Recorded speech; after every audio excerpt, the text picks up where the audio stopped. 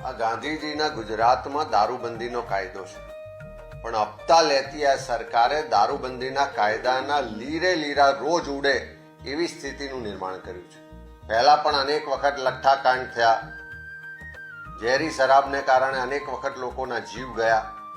રોજ ગુજરાતની ચારે તરફથી સરહદોમાંથી પણ કન્ટેનરો ભરીને દારૂ આવે છે. દારૂની રેલમછેલ છે, ડ્રગ્સથી યુવા પેઢી બરબાદ થાય છે, પણ પેલા રીલ્સ બનાવતા ગૃહમંત્રીને એના માટેની કોઈ ચિંતા નથી. હપ્તા લેતી સરકારને એના માટેની કોઈ ચિંતા નથી.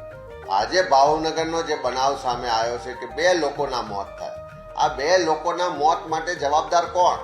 ત્યાંનું સ્થાનિક પોલીસ સ્ટેશન, ત્યાંના ડીવાયએસપી, ત્યાંના એસપી, ત્યાંના રેન્જ આઈજી, ડીજીપી, રાજ્યના ગૃહમંત્રી કે મુખ્યમંત્રી? કારણ કે દારૂબંધી હોવા છતાં પણ ખુલ્લેઆમ દારૂ વેચાય, ચારે તરફ એનો વેપાર થાય, તો હપ્તા વગર તો આ શક્ય નથી. પોલીસ સ્ટેશનથી લઈને મુખ્યમંત્રી કાર્યાલય સુધી હપ્તો જાય છે એવું જાહેરમાં બધા જ લોકો ચર્ચા કરે. અરે ભાવનગરમાં જ્યાં ડુપ્લિકેટ દારૂને કારણે મોત થાય એના માટે સીધા કોઈ જવાબદાર હોય તો પોલીસ તંત્રની સાથે સાથે આ સરકારમાં બેઠેલા ગૃહમંત્રી ને મુખ્યમંત્રી જવાબદાર છે.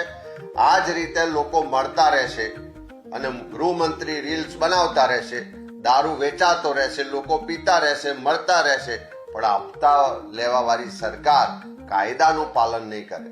અરે સરકારને શરમ આવી જોઈએ કે દારૂબંધીનો કાયદો છે તેમ છતાં લોકો ડુપ્લિકેટ દારૂને કારણે મરી રહ્યા છે. એના માટે કોઈ જવાબદાર હોય તો હપ્તા લેતી સરકાર જવાબદાર છે. દારૂબંધીના કાયદાના અમલ માટે વારંવાર કોંગ્રેસ પાર્ટી દ્વારા જાહેરમાં પણ કાર્યક્રમો કર્યા છે, દારૂના અડ્ડા પર જઈને જનતા રેડ પણ કરી છે, વિધાનસભામાં પણ વારંવાર મુદ્દા ઉઠાયા છે.